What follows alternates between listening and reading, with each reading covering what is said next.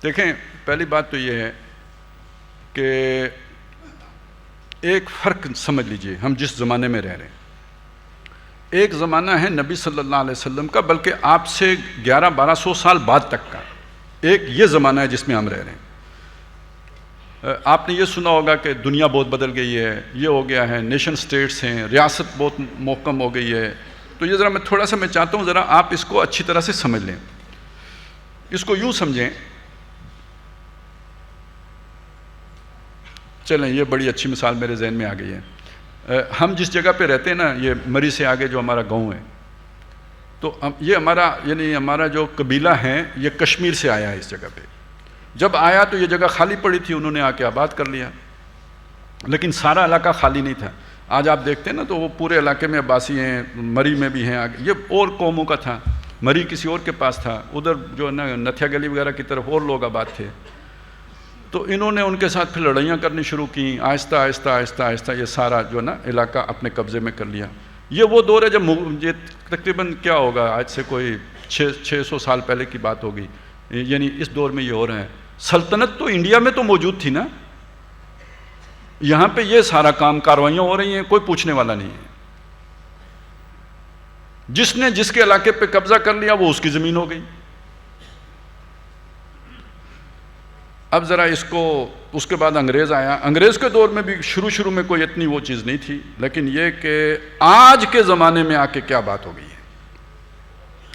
آج آپ اپنی باؤنڈری سے 1 انچ آگے بڑھتے ہیں نا تو وہ سٹے لے کے جا کے مقدمہ کر دیتا ہے، اور وہ پٹواری آ کے ناپ تول کے کہتا ہے بھائی آپ یہاں تک ہو، اس سے آگے نہیں ہو۔ آج کے دور میں کسی کی جگہ پہ قبضہ کرنا کسی بندے کے لیے، کسی فوج کے لیے ممکن نہیں رہا، اور ہر شے رجسٹرڈ موجود ہے پٹواری کے پاس، یہ زمین اتنے انچ اتنی فٹ فلانے کی ہے۔ سمجھ آئی میری بات؟ تاریخ میں اس طرح کا ریاست تو کبھی بھی نہیں تھی، یعنی ایک شہری رجسٹرڈ، ایک شہری کی آنکھوں کا فوٹو ریاست کے پاس موجود۔ کسی جگہ پہ بھی آپ کی فوٹو آئے گی نادرا میں، اس میں جائے گی ڈیٹا میں، وہ بتا دیں گے فلانا ابن فلانا فلانی جگہ کا رہائشی۔ یہ ایک سائڈ، یہ کبھی ممکن تھا؟ یہ صرف آج کے دور میں ممکن ہے۔ ریاست کی عملداری اور فرد کی بے بسی اور محکومی۔ آگے بڑھیں۔ ریاست کے قوانین اب ہر فرد کو اپنے اندر جکڑے ہوئے ہیں۔ پہلے زمانے میں کیا تھا؟ یہ بادشاہ ہے، یہ اس کا قلعہ ہے، اس قلعے کے اندر بادشاہ کا پورا نظام ہے، چڑیا بھی اس کی مرضی کے بغیر پر نہیں مارے گی۔ یہ قلعے کے بغیر باہر شہر کی فصیل ہے۔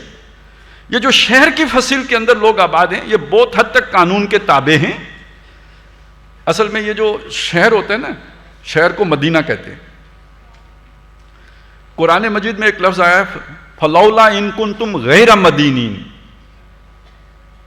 ٹھیک ہے؟ اگر تم کسی کے بس میں نہیں ہو تو مدینہ کون ہوتا ہے؟ مدینہ وہ ہوتا ہے کہ جو کسی کی عملداری میں ہے، کسی کے قانون کے اندر جکڑا ہوا ہے۔ تو یہ جو فصیل کے اندر لوگ ہیں یہ بھی اس قانون کی گرفت میں ہیں، لیکن اس کے باہر جو آبادی ہے وہ انڈیپینڈنٹ ہے۔ وہ کبھی بادشاہ سلامت کی سواری کا ادھر سے گزر ہوا، کوئی مسئلہ آیا، کوئی آ کے چیخا چلایا تو بادشاہ نے مرضی ہوئی تو جا کے وہاں عدل کر دیا، نہیں تو وہ لوگ آزاد اپنی، یعنی جیسے ہوتے ہیں نا ہمارے قبائل، آزاد قبائل، تو اس طرح وہ فصیل کے باہر جو لوگ آباد ہیں وہ آزاد قبائل ہیں۔ اب ہمارے موجودہ دور میں یہ تصور ختم ہو گیا ہے۔ اب جو قوانین بنتے ہیں وہ صرف قلعے میں نافذ نہیں ہوتے، اب جو قوانین بلکہ قلعے ہی میں نافذ نہیں ہوتے۔ آئین اور قانون کی پاسداری وہ بڑے گھر والے نہیں کرتے، باقی سب کو کرنی پڑتی ہے، پوری کرنی پڑتی ہے۔ اور کوئی رٹ آف دا اسٹیٹ اور رٹ آف دا گورنمنٹ، اب پتہ چلا نا آپ کو، وہ جو کہتے تھے ہم آزاد قبائل ہیں، اب آزاد نہیں رہے، ان کو بھی صوبے میں شامل کر لیا گیا ہے۔ سمجھ گئے؟ آزادی ختم۔ اس ایک لفظ کو پر اگر آپ غور کریں، آزاد قبائل، یعنی ان پر ریاست کے قوانین کا اطلاق نہیں ہوتا تھا، باقی سارے شہریوں کے اوپر قوانین کا اطلاق ہوتا تھا، اب ان پر بھی ہوتا ہے۔ اب کوئی شہری ریاست کے قوانین سے آزاد نہیں رہا۔ اب چلیں ریاست نے ایک قانون بنایا جس پر عمل کرنے کے نتیجے میں اللہ کی نافرمانی صادر آتی ہے، آپ اس سے آزاد نہیں ہیں، تو آپ کی عبادت کے اوپر حرف آ گیا یا نہیں آیا؟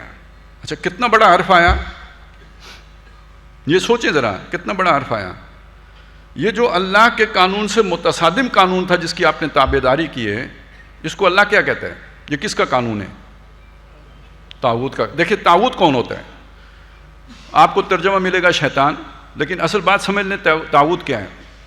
ایک بندہ ہے، اس نے اللہ کی فرمانبرداری کا دم بھرا ہے، لیکن وہ اللہ کی فرمانبرداری کر نہیں پا رہا، یہ فاسق ہے، یہ فاسق ہے۔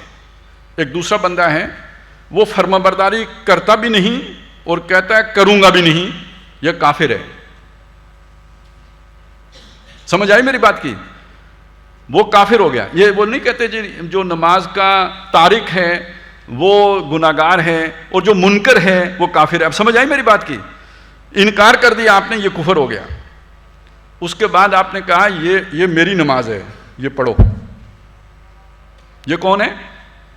یہ کافر ہے، یہ طاغوت ہے۔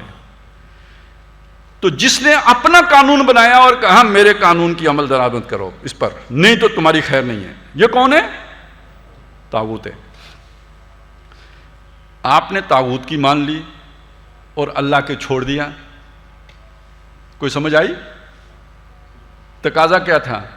فَمَن يَكْفُرْ بِالطَّاغُوتِ وَيُؤْمِن بِاللَّهِ، جو طاغوت کا انکار کرے اور اللہ پر ایمان لائے، فَقَدِ اسْتَمْسَكَ بِالْعُرْوَةِ الْوُثْقَىٰ، اس نے مضبوط کنڈا پکڑا ہے۔ ایمان تو حقیقی اس کا ہے۔ لا الہ، یہ الہ ہے نا، یہ طاغوت، لا الہ الا اللہ۔ اب آپ کو سمجھ آئی بات کی؟ یہ اطاعت کوئی معمولی اطاعت ہے؟ تو ریاست کو مسلمان کیے بغیر آپ مسلمان رہ سکتے ہیں؟ اب یہ تعبیر کی غلطی کی سمجھ آئی؟ آپ کو کیا پڑھایا جا رہا ہے؟ غیر اللہ کے قانون کے اوپر راضی رہو۔ تعبیر کی غلطی کا مطلب الٹیمیٹلی یہ نکلا، مت جھگڑا پیدا کرو، مت اس کے مقابل آؤ۔ اور آخری درجہ اگر کوئی ہو سکتا ہے نا، وہ یہ ہو سکتا ہے کہ انڈر پروٹیسٹ زندگی بسر کرنا۔ یہ انڈر پروٹیسٹ کیا ہوتا ہے؟ ویسے میں آپ کو تعبیر کی غلطی کی صحیح اصلاح کر کے بتا دوں تو مجھے شک ہے کہ آپ بھی تعبیر کی غلطی کے نہ قائل ہو جائیں۔ کیوں؟ صحیح مطلب کیا ہے؟ صحیح مطلب یہ ہے کہ جس کو آپ نے طاغوت سمجھا ہے اس کو سرو نہ کریں۔ انڈر پروٹیسٹ ہونے کا مطلب ہے میں آپ کی خدمت نہیں کر سکتا، میں اپنی سروسز آپ کو پرووائڈ نہیں کروں گا، کیونکہ یہ آپ کے ساتھ تعاون ہے، یہ آپ کے ساتھ تعاون علی الاسم ہے، نہ تعاون علی بغاوت ہے، وہ تعاون طاغوت کے ساتھ ہے۔ اور میں اپنے پیٹ کی خاطر، چلیں یار پیٹ تو پھر بھی اس کے خاطر سور بھی کھایا جا سکتا ہے زندگی بچانے کے لیے، لیکن میں اچھے سٹیٹس کی خاطر، دنیا میں پھوں پھانک کی خاطر، پھلنے پھولنے کی خاطر اس طاغوت کی اطاعت شروع کر دوں؟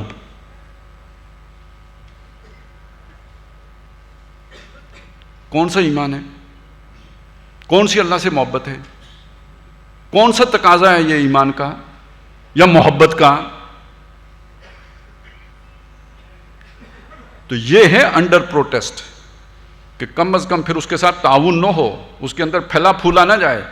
یہ باتیں جب ڈاکٹر صاحب کرتے تھے تو وہ بعد میں انہوں نے کہا کہ جی وہ ڈاکٹر صاحب جوش خطابت میں یہ باتیں کر رہے تھے، اس لیے میں نے کوشش کی ہے کہ جوش میں آئے بغیر یہ بات کروں۔ کل آپ بھی نہ کہیں کہ جوش خطابت میں یہ باتیں کر گیا تھا۔ یہ جوش خطابت کی باتیں نہیں ہیں، یہ ہمارے دین کی اسپرٹ ہے، یہ ہمارے دین کی روح ہے، یہ ہمارے دین کا اصل تقاضا ہے۔ اس کے بغیر ایمان کے اوپر سوالیہ نشان ہے۔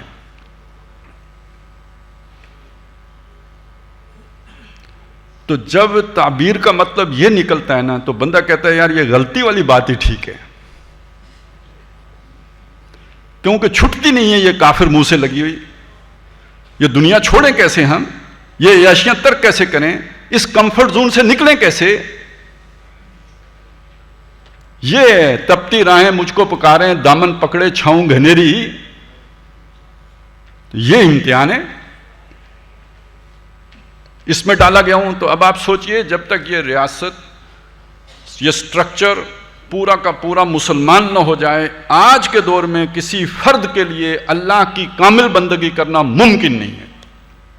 ممکن نہیں ہے، بالکل نہیں ممکن. وہ ڈاکٹر صاحب ایک شعر سنایا کرتے تھے، وہ کہتے تھے پتہ نہیں کس کا شعر ہے، وہ انہیں جب پتہ چلا جی ہمارے ایک ساتھی ہوتے ہیں شمس الحق اعوان صاحب، ان کا شعر ہے، تو کہتے ہیں ملک الشعراء کا شعر ہے. تو وہ تھا جی باطل کے اقتدار میں تقویٰ کی آرزو، کتنا حسین فریب ہے جو کھا رہے ہیں ہم. اقتدار باطل کا ہو، ہم سمجھیں کہ ہم متقی ہیں، یہ فریب کے سوا کوئی حقیقت نہیں ہے اس کی. اچھا یہ وہ چیز ہے، میں آپ کو بتاؤں، اس کی سمجھ آپ کو اگر آپ سوشیالوجی پڑھیں تو آئے گی، قرآن پڑھ کے نہیں آئے گی. اب یہ میں نے آپ کے ساتھ حدیث پڑھ کے نہیں آئے گی، سوشیالوجی پڑھ کے آئے گی. کیوں؟ وہ آج کے نظام کو ڈیفائن کرتی ہے، وہ بحث کرے گی کہ آج کا سٹرکچر کیا ہے، اس کے ایک انسان، ایک فرد کے اوپر اثرات کیا ہیں. ایک بحث ہے سٹرکچر کی ایجنسی، سٹرکچر اور ایجنسی کی بحث. اصل میں ایجنسی یہاں پہ وہ یعنی سلنڈروں کی ایجنسی مراد نہیں ہے، یا وہ ٹرک ایجنسی مراد نہیں ہے.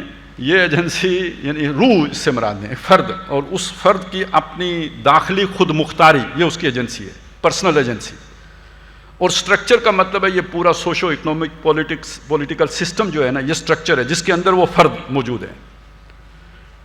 تو بحث یہ ہے کہ فرد کو آزادی کتنی ہوگی اور سٹرکچر کا جبر کتنا. بحث اصل میں یہ ہے، اور اس میں یہ بات بالکل صاف ہو جاتی ہے کہ فرد سٹرکچر کے تابع ہوتا ہے.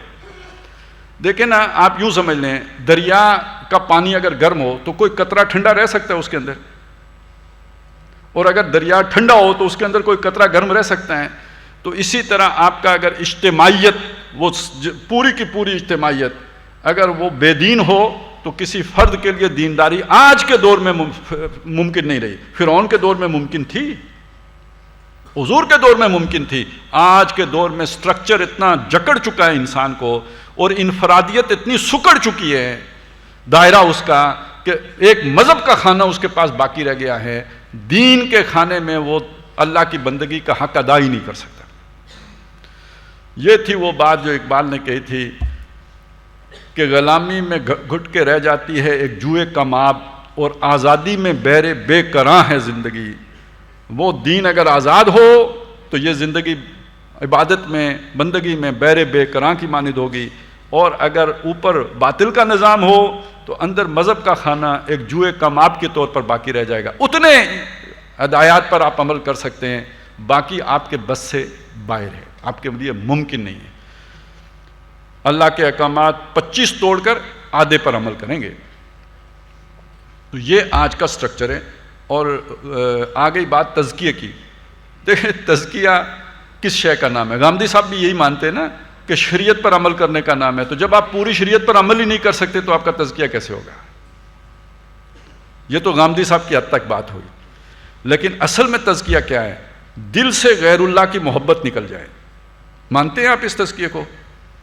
نہیں، جو مانتا ہے اس تزکیے کو ہاتھ کھڑا کرے. دل سے غیر اللہ کی محبت نکل جائے، یہ دل کی صفائی کے لیے لازم ہے. تو جب میں اللہ کے لیے جان نہیں دے سکتا، میں اللہ کے لیے نوکری کی قربانی نہیں دے سکتا، میں اللہ کے لیے کاروبار کی قربانی نہیں دے سکتا، میں اللہ کے لیے تعلقات کی قربانی نہیں دے سکتا، تو میرے دل کے اندر سے یہ محبتیں نکلی ہیں یا گھسی بیٹھی ہوئی ہیں؟ گھس بیٹھی ہیں نا یہ ساری. تو تزکیہ کہاں ہے پھر؟ تزکیہ تو تب ہے کہ میں ان محبتوں سے آزاد ہو کے، ان کی غلامی سے نجات پا کر، جو میرے من میں آئے وہ میں کر سکوں، اور میرے من میں وہ آئے جو اللہ کی مرضی ہے. یہ تزکیہ ہے. تو یہ بھی ایک یعنی اس اعتبار سے بھی دیکھیں تو تزکیے کا پہلے قدم بھی کسی نے نہیں اٹھایا اگر وہ اس اقامت دین کی جدوجہد سے منہ موڑتا ہے. آخری بات، کیونکہ انہوں نے دعوت کی بات بھی کی تھی نا، وہ حسن الیاس صاحب نے، کہ دعوت ہمارا کام ہے. دعوت کس شے کی دینی ہے بھائی؟ ادعو الی سبیل ربک، اپنے رب کے رستے کی طرف بلاؤ. یہ رب کا رستہ کون سا ہے؟ سورہ شورا کی وہی آیت، وہی آیات، ان اقیموا الدین ولا تتفرقوا فیہ، اس کے بعد بتایا اس دعوت کو لوگ قبول نہیں کریں گے، یہ کبر علی المشرکین ما تدعوہم الیہ، یہ جو اہل کتاب ہے یہ تو خود شک میں پڑے ہوئے ہیں، تو اب کیا کریں؟ فلذالک فدعو، اسی کی دعوت دو۔ تو دعوت کس کی دینی ہے؟ اسی اقامت دین کی دعوت دینی ہے۔ لوگ نہیں مانیں گے، پھر بھی دیں گے تو پتہ چلے گا آپ صرف اللہ کے لیے کام کرتے ہیں۔ اگر یہ خطرہ ہے کہ لوگ نہیں مانیں گے تو میں یہ کام ہی نہ کروں، تو اس کا مطلب آپ کو اللہ کے حکم کی پرواہ نہیں ہے، آپ وہ کام کرنا چاہتے ہیں جس کا فائدہ آپ کو دنیا میں نظر آ رہا ہو، تو پھر کدھر تزکیہ ہے؟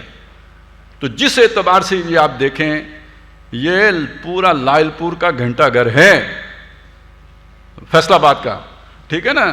آپ اس اقامت دین سے بھاگ کے کہیں بھی نہیں جا سکتے۔